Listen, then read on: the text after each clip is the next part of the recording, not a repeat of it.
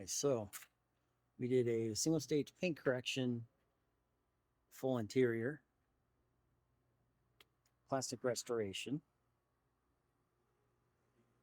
headlight polishing, taillight polishing. There's some more of the plastic restoration. It has a 6-month to 1-year ceramic coating, and